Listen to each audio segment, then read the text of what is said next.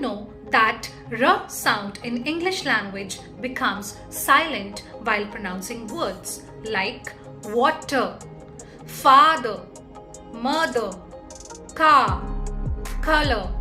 But R sound is pronounced when it is followed by vowel or vowel sounds like train, sprouts, cruel, father and mother. In this case, R sound of father will be pronounced because it is followed by vowel sound, while R sound of mother will not be pronounced. For more such informations, please like and subscribe my channel Learning with Supriya. Stay tuned.